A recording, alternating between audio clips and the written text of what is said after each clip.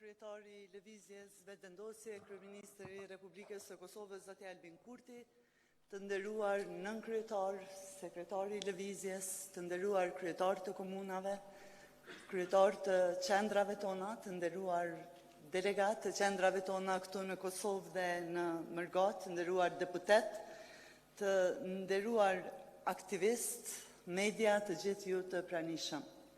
Mirë se e gjejmë njëri tjetrin në mbledhjen e 58 të Këshillit të Përgjithshëm të Lëvizjes Vetëvendosje. Kjo mbledhje në këtë forum është e para pas zgjedhjeve të fundit të nëntëshkurtit, zgjedhje të cilat e nxorën Lëvizjen Vetëvendosje si subjektin më të votuar në Republikën e Kosovës. Dhe jo vetëm subjektin më të votuar, me një dallim të madh të numrit të votave në mes të vendit të parë dhe të dytë, por edhe me një numër të votave më shumë se sa partia e dytë dhe e tretë bashkarisht. Dhe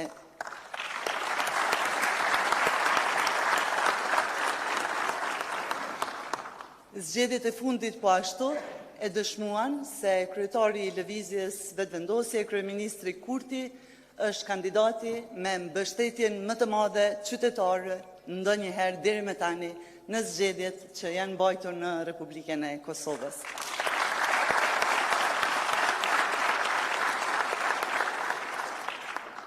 Andaj, ky është një moment për të kujtuar edhe një herë, jo vetëm mbështetjen e madhe të qytetarëve, por edhe rikonfirmimin për vlerësimin e punës së qeverisë Kurti D dhe rikonfirmimin për mbështetjen për kryetarin e Lëvizjes Vetëvendosje, por po ashtu për të falenderuar njëkohësisht qytetarët për mbështetjen që na kanë dhënë edhe secilin prej aktivistëve, mbështetësve e simpatizantëve të Lëvizjes, për besimin që kanë pasur në Lëvizje, në qeverin Kurti dhe në kryeministrin Kurti. Faleminderit të gjithëve dhe tani vijojmë me punimet e mbledhjes së 58 të Këshillit të Përgjithshëm, duke konstatuar fillimisht korumin për të vazhduar me punimet e mbledhjes, lutem sekretarin që të na njoftojnë a kemi korum.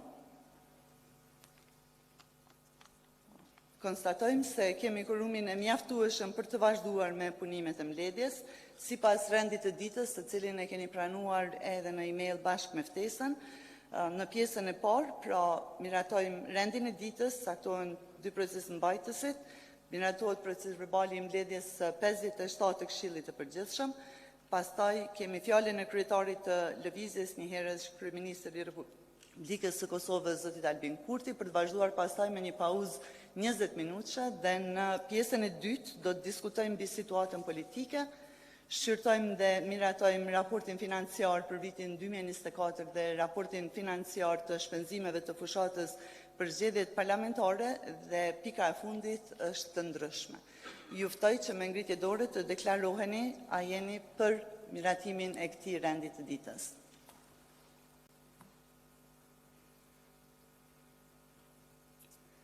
Faleminderit. A është dikush kundër?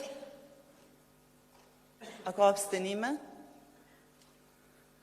Atëherë lutem që të konstatohen edhe votat, njoftojnë që edhe nga Mërgata të gjitha votat janë për, nuk ka ndonjë vot kundër e as ndonjë abstenim. Andaj edhe vazhdojmë sipas rendit të ditës me pikën e dytë, caktimi i dy proces mbajtësve. Propozoj që aktivistët Zgjim Tahir Sylaj dhe Brunilda Gjura të jenë proces mbajtës të kësaj mbledhje. Kush është për? Faleminderit. A është dikush kundër? Jo, a ka ndonjë abstenim?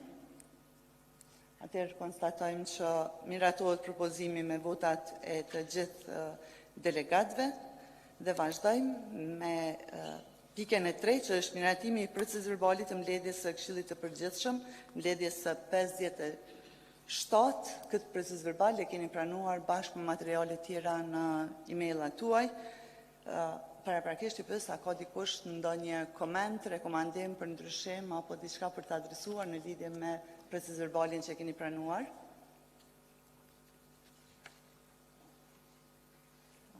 Atëherë pasi nuk shoh që dikush dëshiron të komentojë në lidhje me proces verbalin, ju ftoj për miratim të proces verbalit që e kemi pranuar tashmë. Kush është për?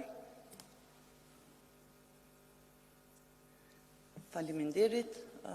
Është dikush kundër apo jo? Abstenon dikush? Më njoftojnë që edhe nga qendra tona në Mërgat nuk ka komente dhe miratohet procesi verbali i mbledhjes së 57. Vazhdojmë me pikën e 4 të rendit të ditës. Fjalën e ka kryetari i Lëvizjes së Vendosje, kryeministri i Republikës Kosovës, zoti Albin Kurti. Kryeministër.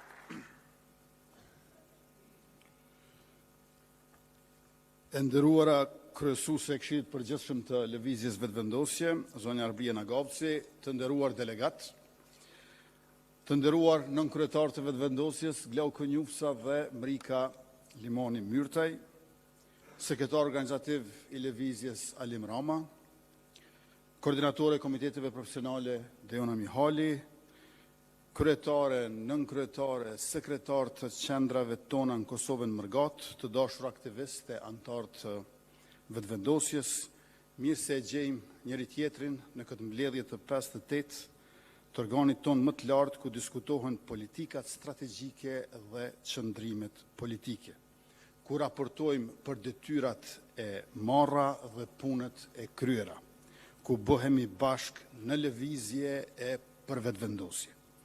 Qysh në fillim dua të falenderoj dhe të përgëzoj të gjithë juve që jeni këtu dhe të gjitha ato e ata që s'janë këtu, mbi 61.000 antar e afër 400.000 votues për fitoren e subjektit ton politik në zgjedhjet parlamentare të nënshkurtit. Kjo është hera e tretë që dalim të parët pas zgjedhjeve të 6 tetorit 2019 dhe 14 shkurtit 2021, padyshim fitore e madhe, sukses i lartë, e gjithë kjo pas një qeverisje me mandat të plot 4 vjeçar për herë të parë që nga shpallja e pavarësisë në vitin 2008.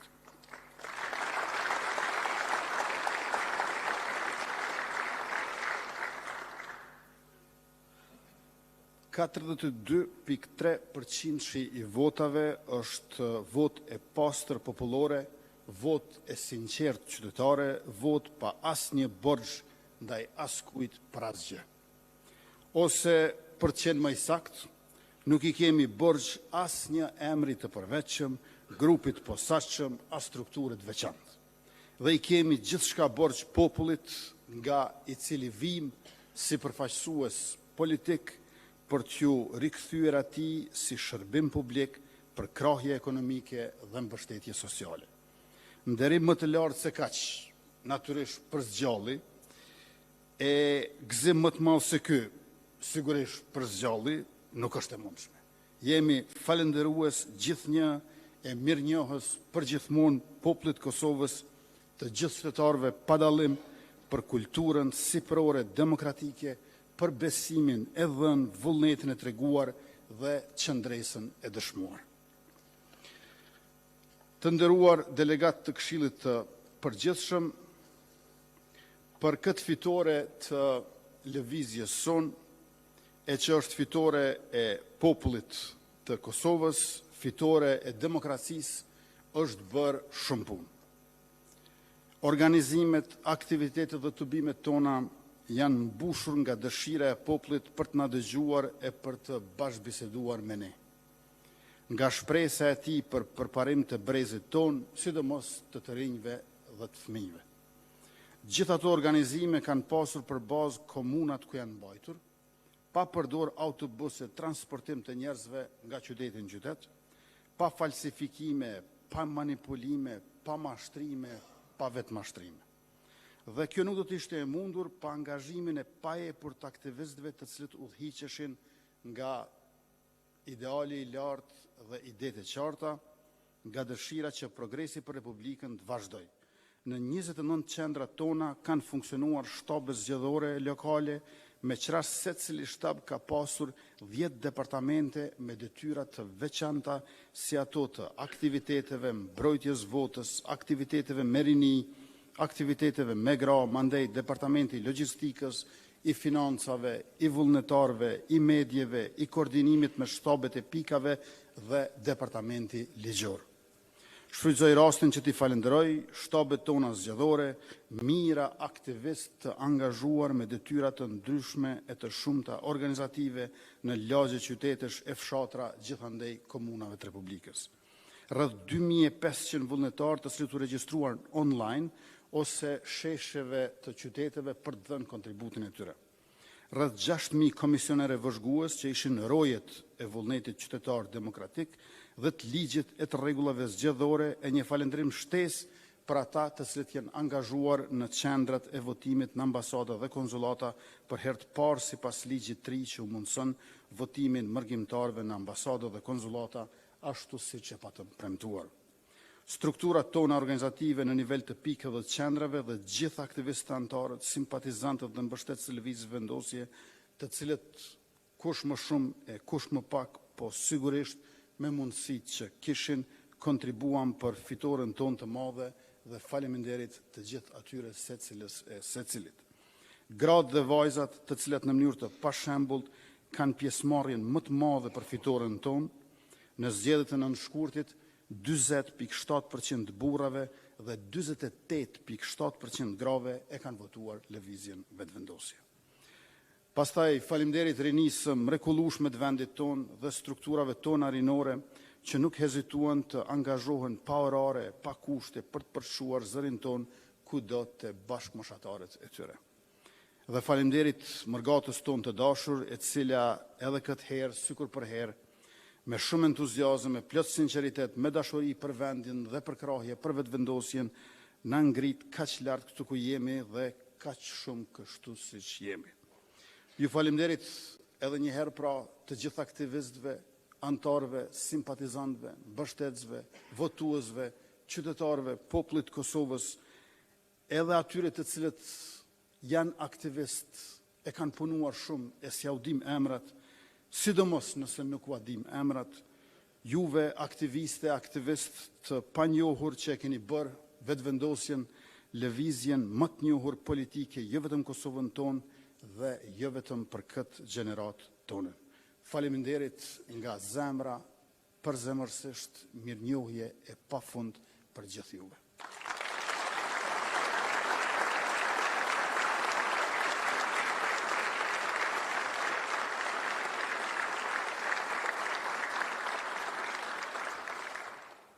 E tash kur jemi 2 ditë më shumë se 1 muaj afër shënimit të 20 vjetorit të themelimit të lëvizjes sonë, më lejoni që të falenderoj edhe secilin qytetar të Republikës sonë, po edhe jashtë saj, që duke na mbështetur në një formë apo tjetër në cilën do fazë të rrugtimit tonë, ndryshuam bashkërisht realitetin sociopolitik, por edhe ekonomik e kulturor të vendit tonë. Lëvizja jonë që nisi aq e vogël sa shihej e snihej, komunikoj, debatoj, protestoj, veproj me popullin e për popullin e pa ju ndarë asnjëherë atij. E kur ju afrua moshës 20 vjeçare, atëherë kur u pjek si lëvizje, ky popull ja besoi mbështetjen më të madhe në historitë vet që ja ka dhënë ndonjë lëvizje a partie politike ndonjëherë. Kështu të bashkuar, duke mos harruar asnjëherë prej nga dhe për çka kemi nisur, po futemi më fort se kurrë në dekadën e tretë të lëvizjes vetëvendosje për punë, arritje, sfida e suksese të reja, jo vetëm për organizatën tonë, por edhe për mbar kombin tonë, posaçërisht për Republikën tonë, që tashmë kemi sjellur në binar të zhvillimit e të sovranitetit. E pikrisht sot 1 muaj fillon java e lëvizjes që tradicionalisht nis me lidhjen e Prizrenit dhe përmbyllet me ditëlindjen e Aukshinhotit. E në mes ka data po ashtu shumë të rëndësishme, sikurse ai i çlirimit të Kosovës e i themelimit të vetëvendosjes. Andaj prej këtu ju bëj thirrje juve si delegat të Këshillit të Përgjithshëm, aktivistë e simpatizantë që të bashkoheni e të kontriboni në aktivitetet e shumta të cilat do t'i organizojmë përgjatë kësaj jave. Ky 20 vjetor na gjen më të fuqishëm se kurdoherë më parë, e të gatshëm si asnjëherë tjetër për vështirësitë që i kthejmë sfida, për sfidat që i bëjmë beteja për betejat që na bëhen fitore përpara nesh. Për javët e muajit në vijim, prioriteti ynë si organizat çdo mend që janë zgjedhjet lokale, Komunat duhet të kenë qeverisje të tilla lokale që investimet e qeverisë mos keq përdoren dhe as të mos bllokohen. Ndryshimi bëhet e quhet i plot kur bashkëpunimi qeveri e Republikës, qeverisje komunale, nuk ka tendenca keqkuptimi, mosbesimi për hapa bashkëpunimi, mirëbesimi për të mirën e qytetarëve të cilët i besojnë edhe Republikës edhe komunës. Ndryshimit të qeverisjes qendrore duhet t'i jap formën e plot edhe ai në nivel lokal. Reformat dhe ndryshimet e mëdha në nivelin qendror duhet të përcillen me ndryshime të mëdha edhe në nivel lokal. Jeta zhvillohet në komunë e komunat tona kanë mbetur mbrapa në zhvillim. Së bashku duhet punojmë për programe për çdo komunë që sjell ndryshim cilësor në çdo fushë për secilën shtresë e moshë. Për një mandat 4 vjeçar duhet të ndahen 2 miliard euro investime në komuna, pra 500 milion euro në vit investim në gjitha komunat. Diaspora jon tashmë ka vite që investon në komunat prej nga vijnë. Shtëpit e oborët e bukura të ndërtuara nga mërgata jon, nga bashkëdhëtarët tonë, do të përcillen me investim, shërbime, infrastrukturë e parqe nga komuna, ashtu që diaspora jon të kthehet jo vetëm në moshën e pensionimit, por edhe shumë më herët, edhe shumë më shumë për investim e jetesë. Komunat ku qeverisë lëvizje vetëvendosje janë shembull se si qeveriset për interesat qytetarit, jo të partisë atë oligarkisë. Prandaj duhet të angazhohemi që të fitojmë kudo sa më shumë në çdo cep të çdo komune. Betejë jonë është e vazhdueshme sepse ne edhe kemi lindur e jemi rritur më së shumti në betejë politike. Sepse betejë jonë është luftë kundër korrupsionit, është përpjekje për të mirën e vendit dhe mbarësinë e shoqërisë.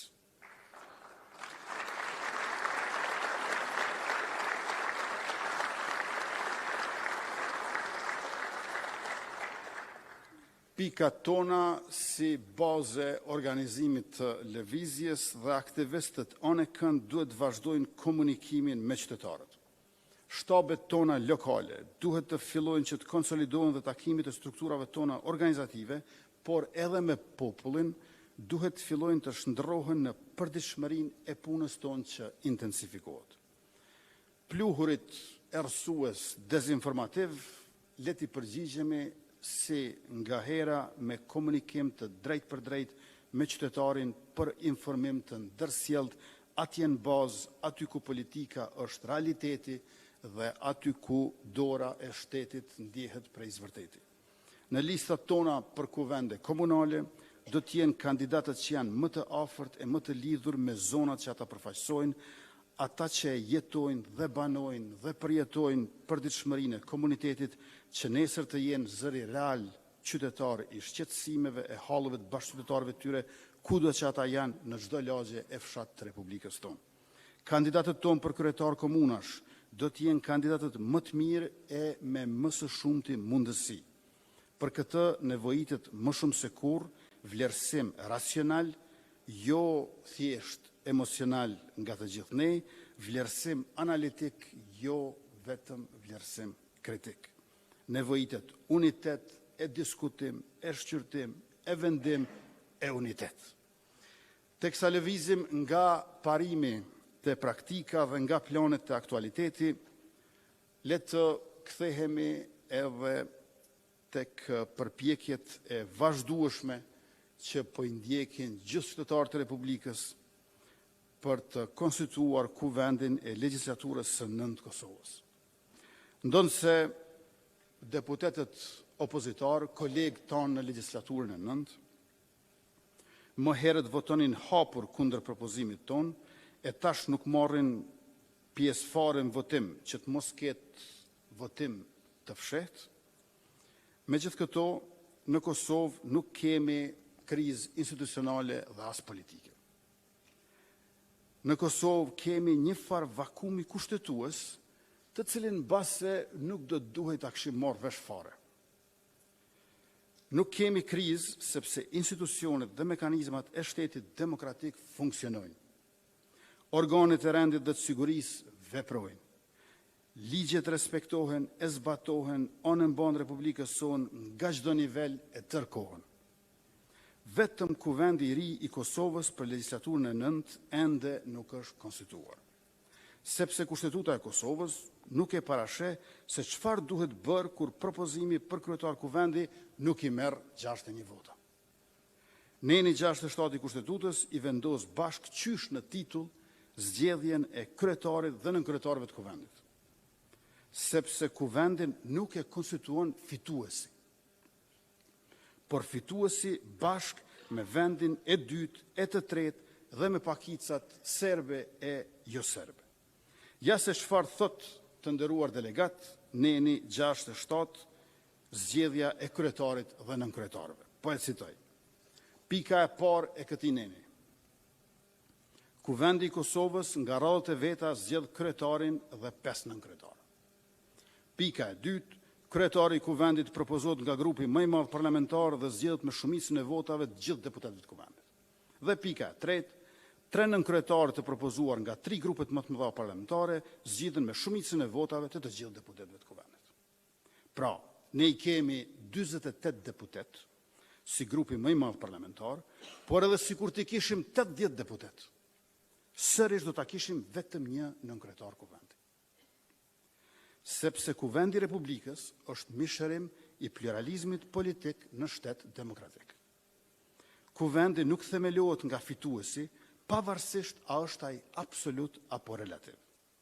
Kuvendi themelohet nga të gjithë dhe bashkë. Me që jemi fitues të zgjedhjeve, na takon pozita e kryetarit kuvendit, pavarësisht që jemi fitues të zgjedhjeve, do të kemi vetëm një nga 5 nënkryetaret e kuvendit. Ne nuk kemi blokuar, sepse ne kemi propozuar kandidatin tonë. Sikur të mos propozonim kandidat, ne do të ishim blokues. Përkundrazi, ne kemi propozuar kandidatin tonë. Dhe këtë e kemi bërë qysh në fillim me njerë. Dhe po ashtu ne nuk kemi blokuar, sepse ne kemi votuar për.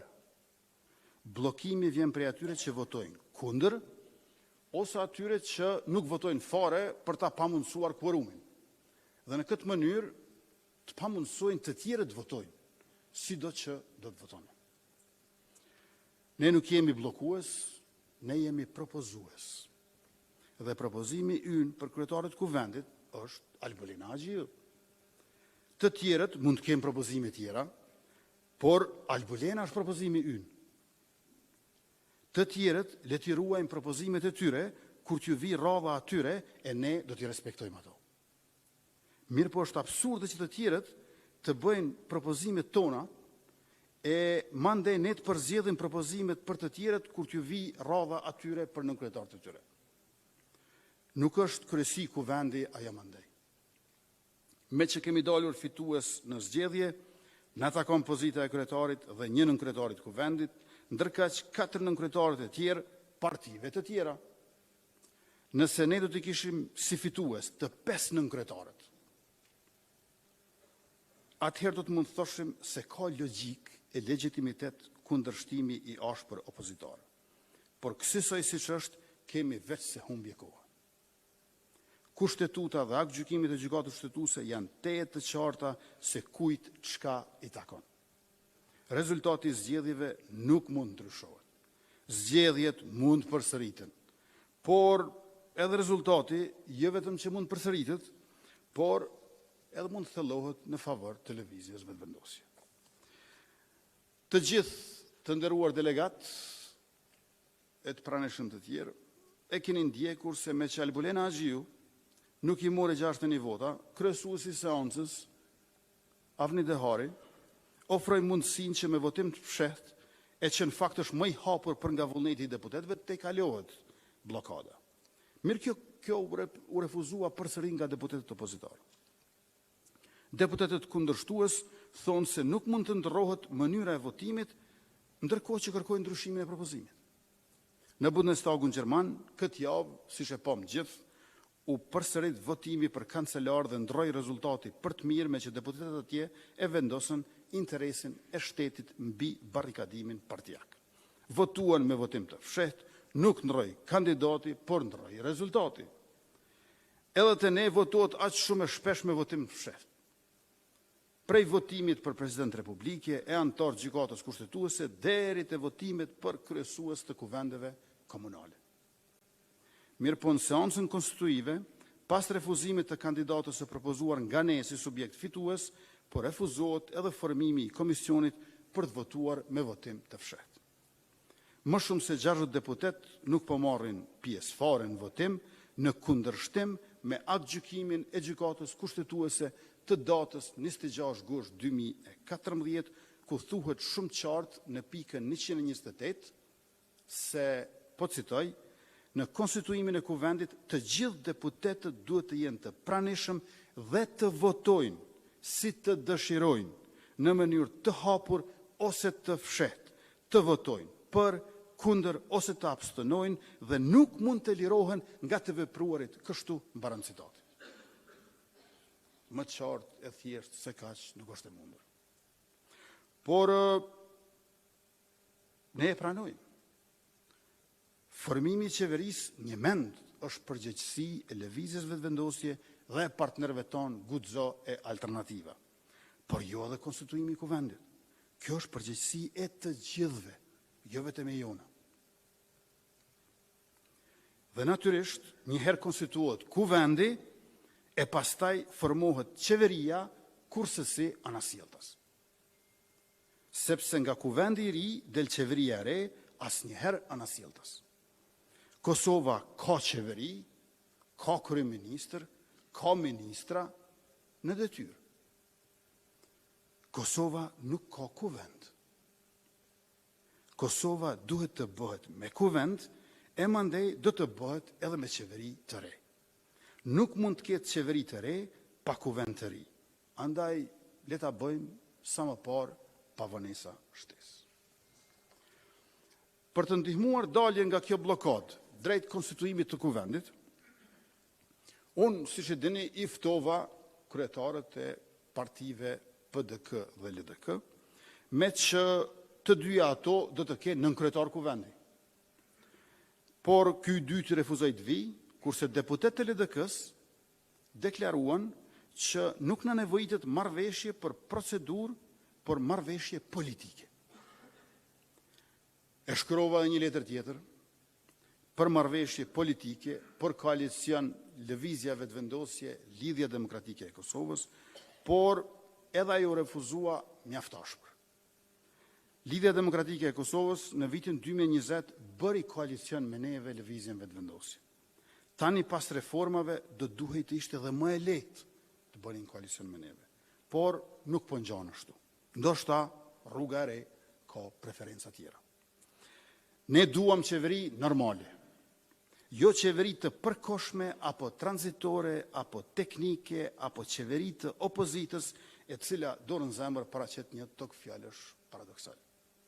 Opozita është opozitë pikërisht për shkak se nuk është qeveri. Qeveria e opozitës thjesht nuk është e mundur.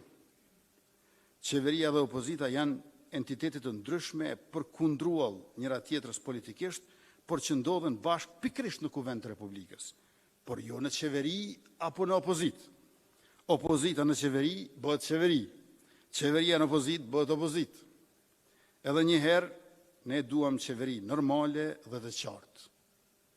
Eksperimentet nuk na bëjnë as nder as dobi.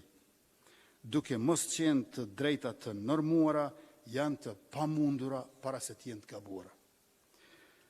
Qeverisja jonë e mirë, e mbar, demokratike, me mandat plot në fakt, pak ma shumë se të plot, ka sjellur stabilitet institucional, me çrast antikorrupsioni është bërë rritje buxhetore, kurse liria qytetare, zhvillim ekonomik, patriotizmi është bërë sovranitet e integritet, kurse sundimi i ligjit për parim demokratik e solidariteti mirëqenie me rishpëndarje. Me qeverisjen tonë kemi vërtetuar se liria nuk është liri nga rregulli a ligji, por liri e rregulluar me ligj dhe liri si rregull e ligj. Andaj patëm 6% rritje mesatare vjetore të bruto produktit vendor. 76% rritje të qarkullimit bizneseve private. Afër 50% rritje të pagave në sektorin publik. Dhe 40% rritje të pagave në sektorin privat. Rënje e papunësisë nga afër 26% në më pak se 11%. Shtesa për mbi 60.000 lehona e 400.000 fëmijë. Rritje të pensioneve, liberalizim të vizave, regjistrim të popullsisë, dyfishim të sipërfaqes tokave të punuara bujqësore, dyfishim të eksporteve e më shumë se dyfishim të investimeve të huaja direkte. Viti 2024 të nderuar delegat të Këshillit Përgjithshëm do të hyjë në historinë ekonomike të Kosovës si viti kur bruto produkti vendor i ka kaluar 10 miliardë euro, të hyrat buxhetore i kanë kaluar 3 miliardë euro, kurse eksporti i ka kaluar 1 miliardë euro. Në anën tjetër, kemi punuar shumë që me ligj të kemi edhe drejtësi edhe sovranitet. Ju e mbani mend mirë që pas shpalljes pavarësisë Kosovës në vitin 2008, janë mbajtur 8 palë zgjedhjet Serbisë dhe një referendum i saj. Në territorin e Kosovës janë lejuar 6 palë zgjedhje, nga ato me 11 maj 2008 e deri te ato me 21 qershor 2020. Vetëm pas ardhjes sonë qeverisje, u ndaluan zgjedhjet e Serbisë, parlamentare me 3 prill 2022 dhe 17 dhjetor 2023, si dhe referendumi me 16 janar 2022.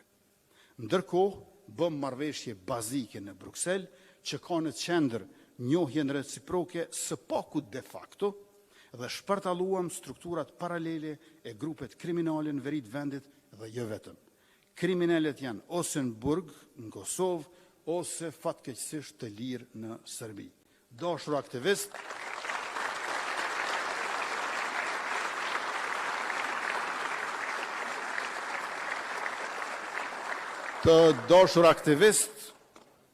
kriminalve Sulam Shteg dhe Kosovën e mbrojmë cep në cep.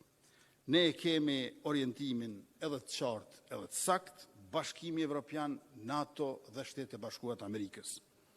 Edhe Serbia e ka qartësuar orientimin e saj së fundmi, madje edhe për ata që duan të mbyllin syt. Çifti Putin-Kirill në Moskë e ka miniaturën e vetë në Beograd të çifti Vučić-Porfirie. Në Evropën verilindore, Kremlini e ka Belorusin, ndërkaq në Evropën juglindore e ka Serbin. Regjimi autoritar të fqinji ynë verior, po e lë popullin e vetë mbrapa, teksa e shtyp përfundi. Ata duan homogenizim të brendshëm për hegemoni të jashtme. Përdoren nga kisha ortodokse që ta pamundsojnë pluralizmin politik. Ne jemi më të fortë se kurrë, por na duhet ta pranojmë që ne po e psojmë më shumti në rrugën e integrimeve pikërisht nga Serbia.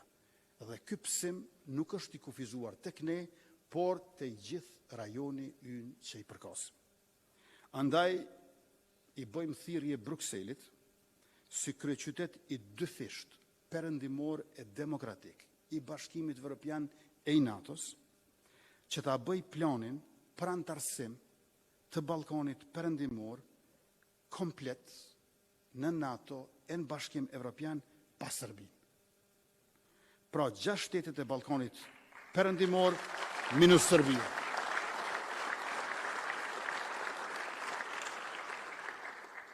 Bashk sa më shpejt në NATO e në Bashkim Evropian 6 shtetet e Ballkanit perëndimor minus Serbia. Nuk mund të presim Serbin dhe nuk duhet të presim Serbin. E për të bërë hapa përmbajtësor drejt antarësimit në NATO, ne kemi investuar posaçërisht në ushtrinë tonë. 2 fishimi ushtarëve, 3 fishimi buxhetit, 4 fishimi trajnimeve jashtë vendit dhe 100 fishim në blerje, armatimi e municioni. Republika e Kosovës edhe këtë vit, nga data 26 maj, deri me 7 qershor, do të jetë vend nikoqir i ushtrimit më të madh ushtarak amerikan në Evropë, që planifikohet dhe organizohet nga ushtria e Shtetet Bashkuara për Evropë dhe Afrikë, i quajtur Defender Europe 25. Për herë të parë në historinë e saj, Kosova dhe institucionet e saj pritën një ushtrim ushtarak ndërkombëtar në territorin e saj në muajt maj dhe qershor të vitit 2021, kur ne përsa kishim marrë mandatin, e kjo është hera e tretë që ky ushtrim po realizohet edhe në Republikën tonë. Mbi 1000 ushtarak të Forcës Sigurisë Kosovës do të jenë të angazhuar në këtë ushtrim brenda Kosovës dhe jashtë saj, më saktësisht në Shqipëri, Kroaci dhe në Maqedoninë e Veriut. Këtë radhë, nga ushtria e Shtetit të Bashkuar të Amerikës, Republika e Kosovës është përzgjedhur të jetë shteti ku SBA-t e vendosin komandën e divizionit të saj, prej ku do të udhëhiqen të gjitha operacionet që do zhvillohen në regionin e Ballkanit.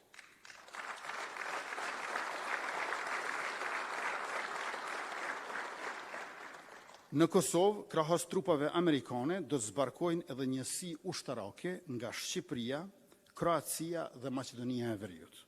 Me vendosin e komandës së divizionit amerikan në aeroportin e Gjakovës, Kosovës po jepet rëndësie veçantë në këtë ushtrim dhe kjo dëshmon jo vetëm për rritjen e besimit të partnerëve tonë në profesionalizmin e ushtrisë tonë, por edhe rritjen e besimit në qeverinë dhe institucionet tona. Me 13 qershor në Washington DC, në Departamentin e Mbrojtjes, nga Ministri ynë i Mbrojtjes dhe përfaqësuesit e Departamentit të Mbrojtjes së Shtetit të Bashkuar të Amerikës, do të nënshkruhet marrëveshja Korniz për bashkëpunim në mbrojtje që përfshin periudhën 2025-2030. Kjo është marrëveshja e dytë e këtij lloji që nënshkruhet me ndonjë vend partner e aleat, pas asaj të nënshkruar me Republikën e Turqisë me 29 janar 2024.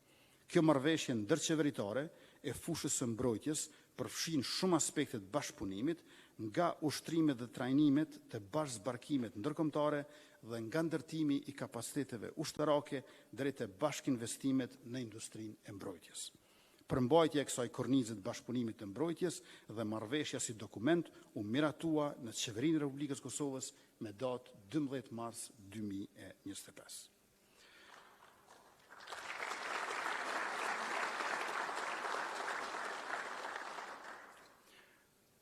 Të dashur delegat të aktivist, edhe njëherë Albulena Haxhiu është propozimi ynë për kryetare kuvendi.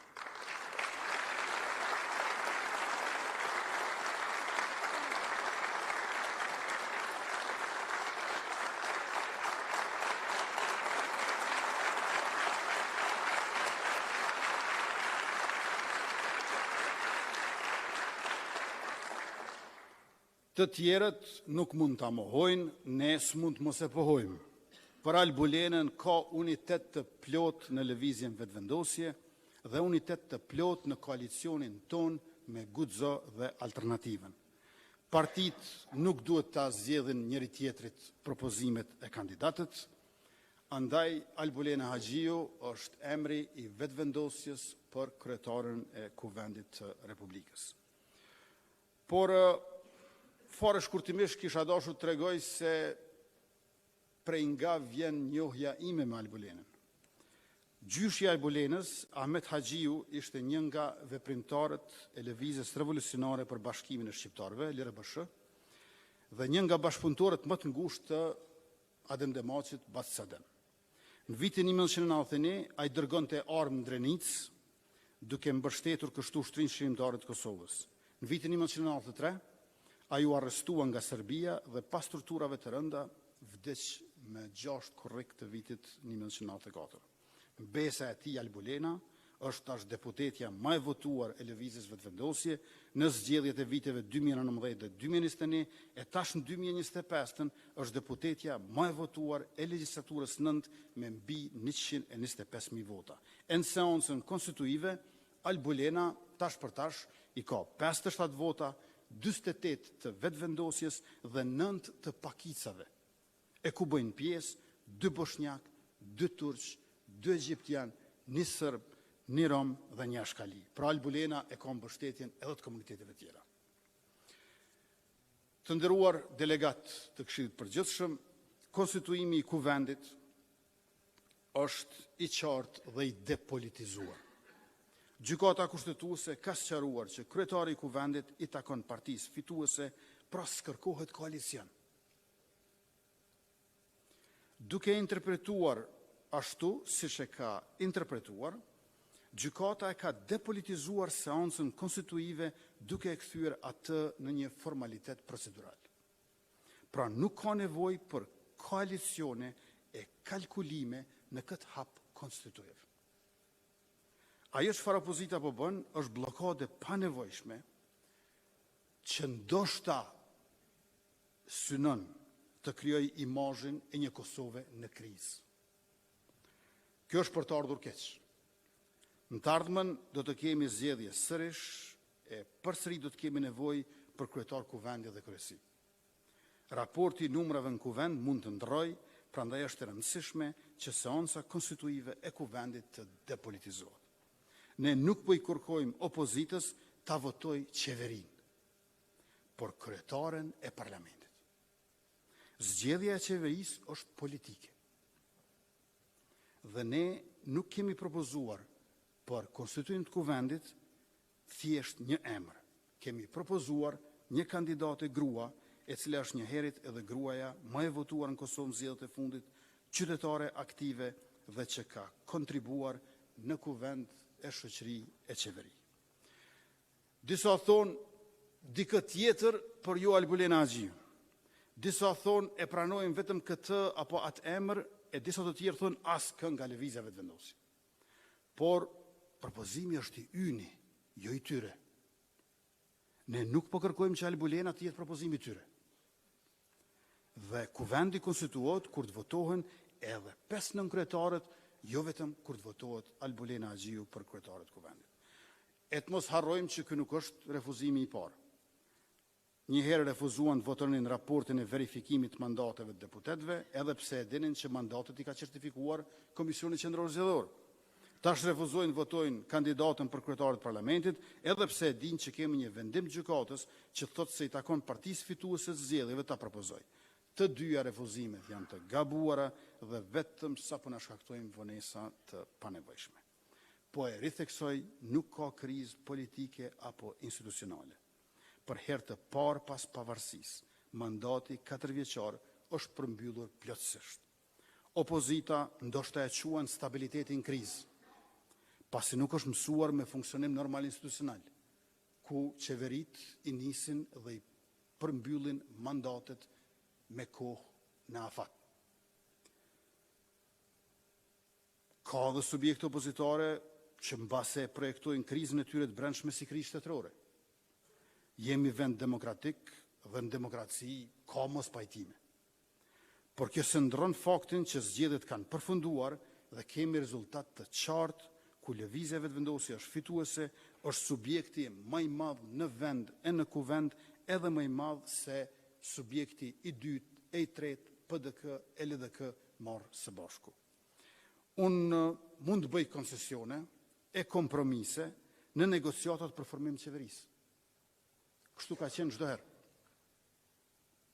E për çfarë do ta kem përgjegjësinë, sepse të drejtën dhe detyrën, por jo edhe për konstituimin e kuvendit, që na takon të gjithëve sepse na bën bashkë secili. Rrjedhimisht nuk kemi as krizë kushtetuese, kemi bllokim të themelimit të kuvendit. Sepse kushtetuta nuk shkruhet duke pasur në mendje deputet që organizohen mrapsht e për të keq. Kushtetuta presupozon subjektin e mirë, por si ligji, por si liria. E mandej është gjykata kushtetuese e cila po ashtu tani më ka folur. Gjykata sjell vendim, akt gjykim që bën informim, por ajo nuk organizon edukim e arsimim për deputet. Të dashur aktivist, edhe një çështje që besoj se duhet adresuar është raporti i lëvizjes vetëvendosje me mediat dhe raporti i fundit ndërkombëtar për mediat të ne. Është për keqardhje rënja e thellë në indeksin e reporterëve pa kufi. Në Kosovë jam i bindur se jam dëshmitar nga jetesa e përvoja e përditshme që në Kosovë ka liri të shprehjes dhe ka liri të medjave. Në raportin e pulsit publik të UNDP-s, krahasuar me vitin 2021, qytetarët e Kosovës besojnë që liria e shprehjes e mediave është rritur për 12%. Gjatë 4 viteve të qeverisjes, kemi shënuar ngritje për 31 vende në luftën kundër korrupsionit në Transparency International. Jemi renditur të parët krahas malit zi në përmirësim sundim të ligjit nga World Justice Project dhe për përmirësim drejtave politike dhe lirive civile nga Freedom House. Ndërkohë jemi ngritur për 11 vende në institutin VIDEM për demokracinë liberale dhe atë elektorale. Rënja e vetme është në indeksin e medias. Pra kemi një kontradikt mes rritjes së lirisë së shprehjes dhe përmirësimit të gjithëmbarshëm në indekset e demokracisë dhe rënje në indeksin e mediave në anën tjetër. Këtë kontradikt duhet të adresojnë mediat. Ky është indeksi që duhet të përmirësojnë mediat. Ajo që qeveria ka bërë është që e ka tërhequr ndikimin dhe përzierjen në punët e medias. Qeveria e vetëvendosjes e ka hequr politikën dhe pushtetin nga mediat. Para nesh, pushteti dhe mediat ishin së bashku. Madje edhe në festa e në pushime. Ne kemi hequr financimin e pushtetit ndaj medias për të mos ndikuar në to, dhe nuk kemi asnjë pronar mediash në qeveri për të mos i kontrolluar ato.